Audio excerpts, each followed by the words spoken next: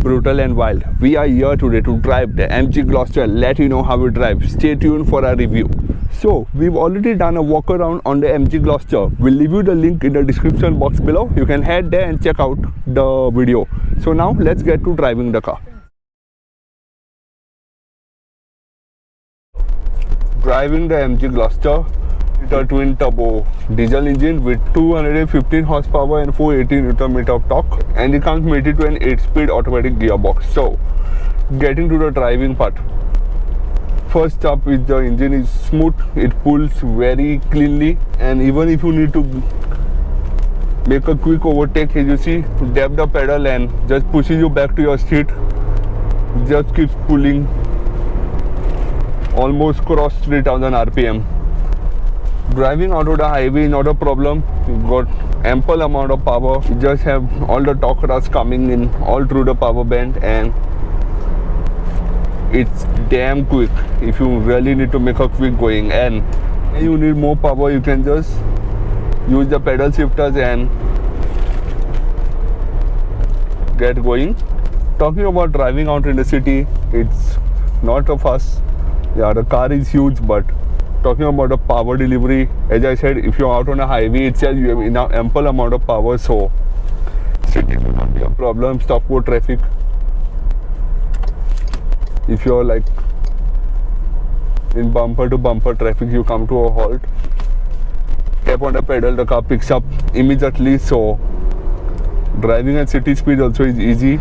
So let's say you come to a halt, like in bumper to bumper traffic, take your foot off the pedal, the car crawls ahead. Yes, it's got crawl function, and that's so much more usable. It doesn't crawl too dangerously as well. It's just a slight crawl, so you don't really need to use the brake also. You can just be going at this speed.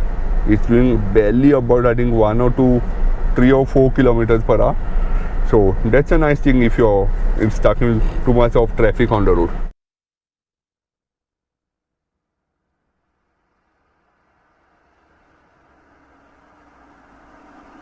Talking about NVH levels, the engine noise is controlled pretty well. As you see, I've dropped down a couple of gears, and you hear the engine inside, but it's not too noisy. I mean, it has a nice note, so you don't hear much of the engine. Even if you're going over bad roads, there's hardly any noise that you really hear inside the engine, so it's smooth. And sitting position is good. I've got a great commanding view, and I can see a hell load ahead of me. Almost feel like I'm sitting up in a truck with this commanding sitting position, which is today one of the most demanding things on an SUVs.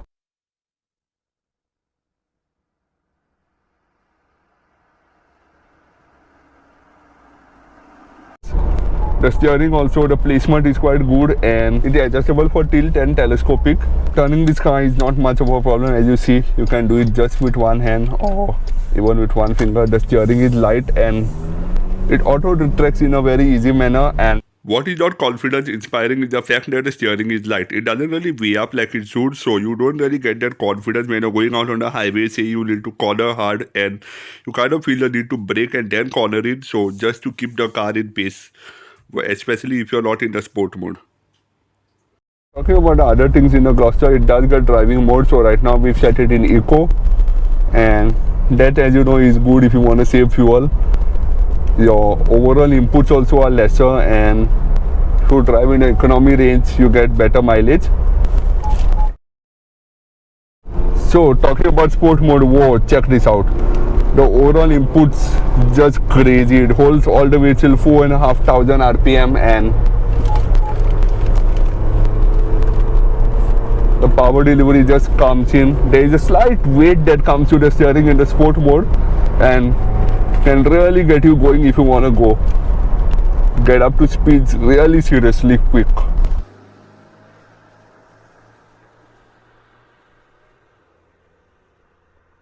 Talking about braking, it's got good bite, and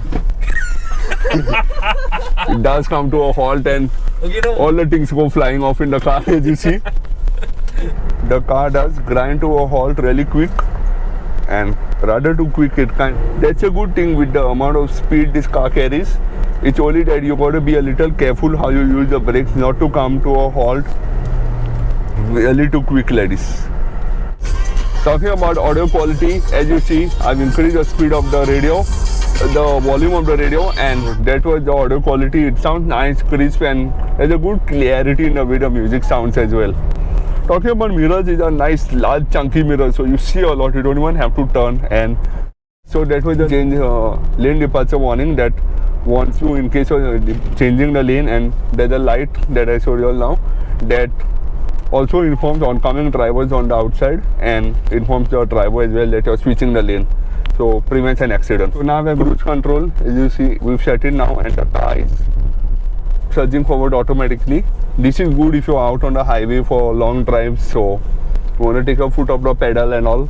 So this is the way. It also has a forward collision warning, which we don't really want us to test now, but say in event of an vehicle slows down in front of you at about, say if you're doing 60 kilometers an hour and a car suddenly ahead of you is doing about 80-90, suddenly slows down to about 40, like if at a traffic light, then automatically the MG Gloster will detect it and send you a warning, and it will automatically brake and slow down the speed of the car as well.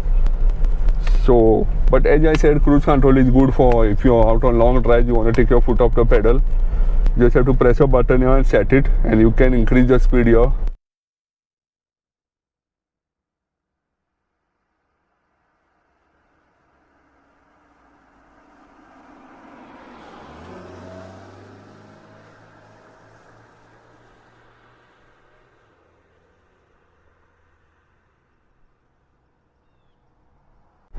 Talking about ride quality, it's quite good over bad roads. You don't really get thrown out of a seat or hear a lot of rubble.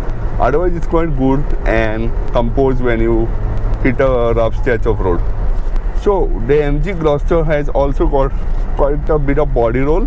As you see, when you're going around the bends and all, it's quite evident. But then it's a bit controlled over here, considering the size of the car. You don't feel it as much as you would feel in a car of this size in another segment. So as I said, you feel the body roll, but it's not too obvious, so that's a good thing.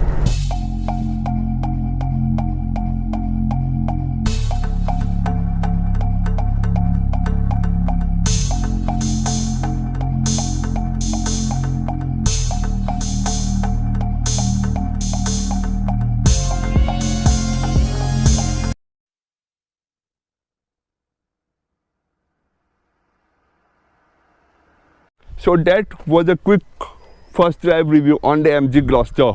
How's the car? We've told you, it's great to drive, fun, it's good, has a good amount of power and also easily drivable in the city as well.